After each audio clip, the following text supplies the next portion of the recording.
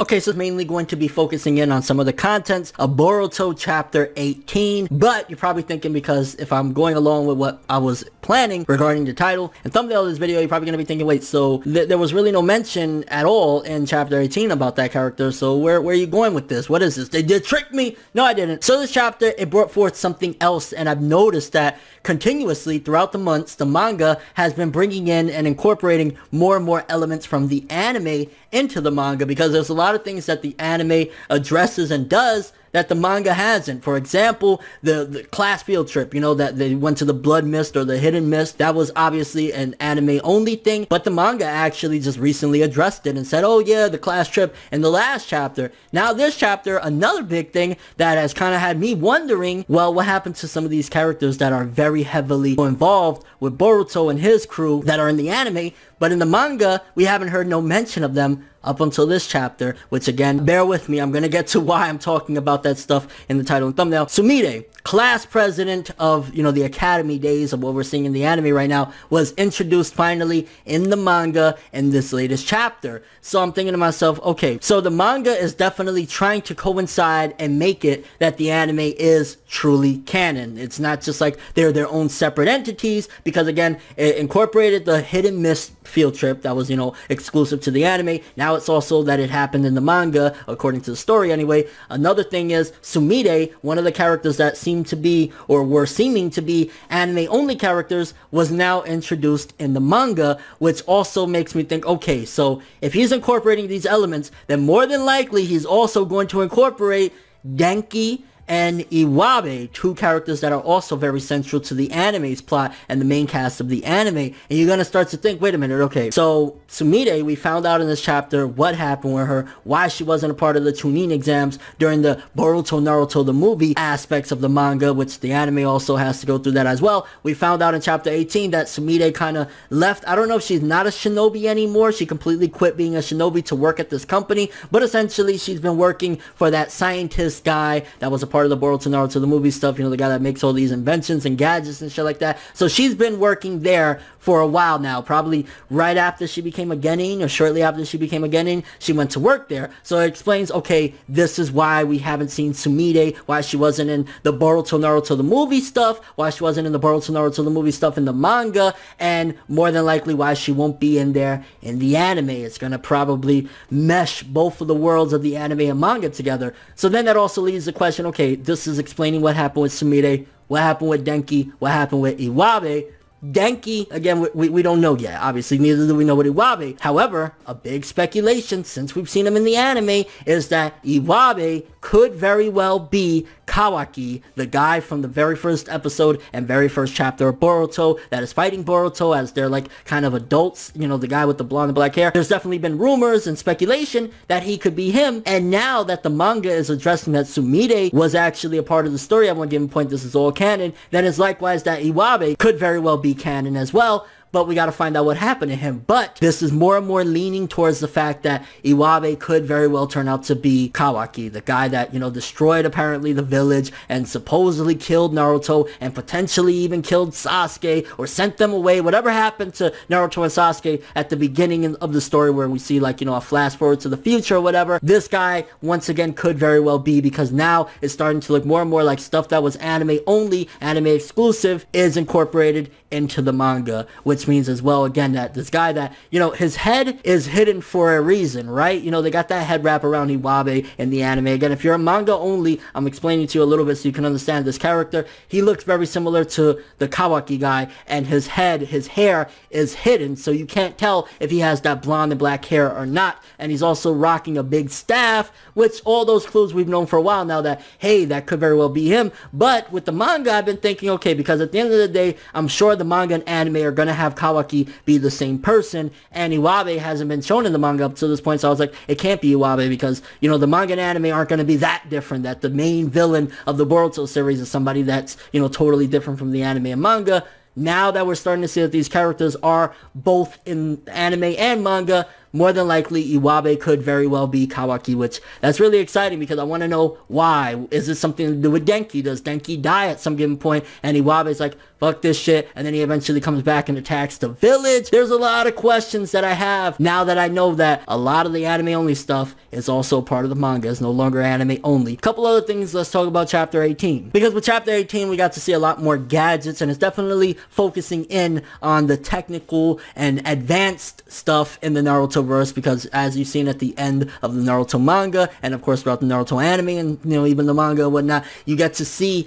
that, or the Boruto anime and the Boruto manga, whatever, you get to see that there's a lot of technology now. Like even in Naruto, I believe they had like headsets and like wireless cell phones and shit like that, but now it's very, very much in the Boruto world that there's a lot of technology. In chapter 18, we get to see some, like, I felt it was straight up Star Wars references. I don't know if Ikemoto, the guy that's doing the Boruto manga, he's just really excited about Star Wars right now, because I know either a movie's about to come out or there's been trailers for a movie or something, but you got Boruto with a lightsaber, bro. It's a chakra saber where he's making a fucking giant sword out of chakra and shit. I'm like, that's hype, but why? What the hell's going on here? And it also led me to believe as well, because the plot of chapter 18 for the most part is like, okay, we get to see a lot of Boruto, you know, testing out these inventions, and we even get a little bit of a spar, which was kind of cool, of Boruto and Mitsuki versus Sarada. Sarada, using that technology, was able to beat both of them, which personally I think, okay, Sarada might be able to beat Boruto, she might be able to beat Mitsuki. I don't think she could take both of them, so that was kind of like, yeah, it had to have been that technology that got them and threw them off guard for Sarada to be able to do that, because as cool as Sarada is, as strong as she may be, having that Sharingan, and she's trained it up, I'm sure, because we've seen her training in the anime, and again, the anime and manga are kind of coinciding together, so everything that happens in the anime already happened in the manga, apparently.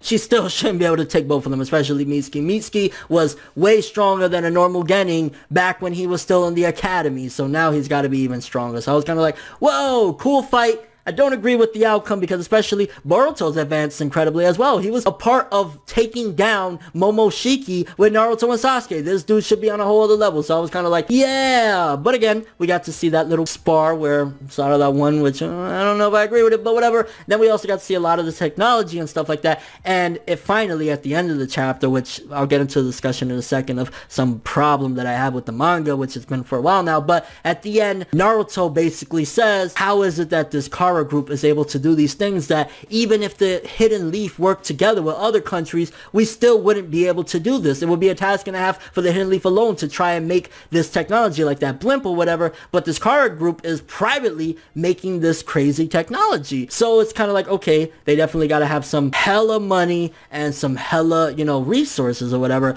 and it's leading me to believe that that guy with the glasses or whatever, you know, the scientist guy, he might not be on the up and up, or they might have even been tricking him there, because he was already under hypnosis or something like that from Momoshiki or Kinshiki or whatever, one of those guys, to do what he did during the Boruto Naruto the movie stuff. But also he could probably be in cahoots with Kara. I mean, we've seen him with that old guy Ao or whatever, so who knows? I don't really necessarily trust him. He looks way too nice to be like, hey, he's this up and up guy, so you never really know with that scientist or whatever from the organization. And honestly, with all of their technological advancement and shit like that, and all the crazy stuff that they can do, I would not be surprised if the way Kara is getting all these crazy robotic stuff is from that guy and his company. That's just what I kind of gathered and theorized after reading chapter 18. I think they're in cahoots. But honestly, after reading chapter 18, I was left with one thing. You know, there was some interesting stuff, and that's where I came up with the Kawaki stuff and whatnot, but it did leave me rolling my eyes a little bit. And what I mean by that is, it kind of made me feel like,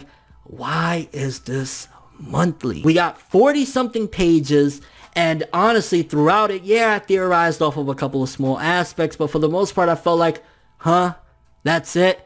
I'm supposed to be like in terror or in fear or excitement because Kara was able to make a blimp and the Hidden Leaf would have a hard time doing it. If this was a weekly chapter, or this was spread across a couple weeks, and it's like, okay, I just gotta wait a week. I have to wait a month after just getting nearly an entire chapter of once again pushing forth, hey Boruto, technology isn't that bad, bro. Look, you're liking it. You're enjoying technology. Like, that was a good chunk of the chapter. And then small parts of, hey, now can you go see what's going on with Konohamaru, which I felt we should have long ago, either the beginning of this chapter or shortly into this chapter, focused in on. and it's like, now I gotta wait a whole month to see Boruto try and find out what happened with Konohamaru, when it's like, this would have been so much better if it was weekly. I really wish Boruto was weekly. It would be a lot more exciting, people would be more into it, and it'd be a lot more popular, period. Like, this monthly wait is so annoying, because it's like, this chapter gave us almost next to nothing of like content to be like, oh, this was great or something like that. It didn't really give that much, and then we gotta wait another month, and it's like,